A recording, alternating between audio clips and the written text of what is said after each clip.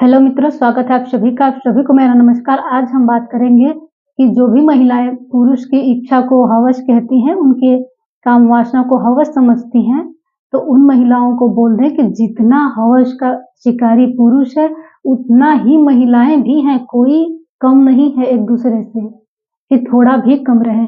दोनों हवस के शिकारी हैं, दोनों के भीतर हवस कूट-कूट के भरा है।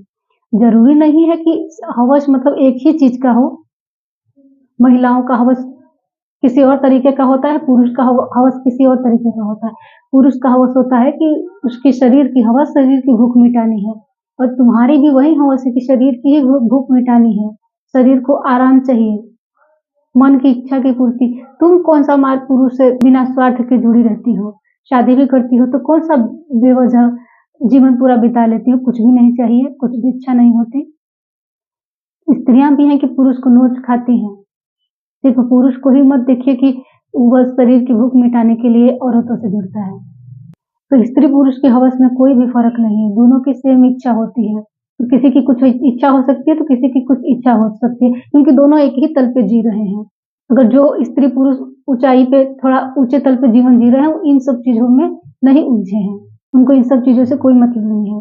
स्त्रियों को खाली पैसा चाहिए, खाली जेवर खरीदना है, खाली चीजें खरीदनी है खुद के लिए, तो पुरुष देता है आपको, तो उसके बदले उसकी भी कुछ इच्छा है तो आपको पूरी करनी होती है। तो इसको आप पुरुष पे इल्जाम लगा देती हैं कि नहीं, इसको बस शरीर की भूख है। तुमको किस चीज की भूख है? अपनी भी गलती देखो। बड़ा वो नहीं होता है सिर्फ जो दूसरे में गलतियां देखता है, बड़ा वो होता है जो खुद की भी गलतियां सामने रखे। ऐसा कोई भी नहीं है कि खुद में गलती नहीं है, सब में गलती होती है। क्योंकि दूसरे की गलती तो बहुत अच्छी लगती है, लेकिन खुद की गलती नहीं देखनी आती है लोगों को। जैसे तुम दूसरों में गलतियां देखते हो, ऐसे दूसरे तुम्हारे में भी गलती देखते हैं। तो इतना ही कहेंगे, चाहे पुरुष हो या स्त्री हो, एक दूसरे पे इल्जाम मत लगाइए कि सिर्फ पुरुष को ही कुछ चाहिए स्त्री से, स्त्री को भी चाहिए पुरुषों से। पति पत्नी में ही देख लीजिए, दोनों नोच रहे हैं एक दूसरे को। प्रेम उरेम कुछ नहीं है। पुरुष कुछ न दे तो वो तुरंत नष्ट हो जाएगा, पत्नी रहना नहीं चाहेगी।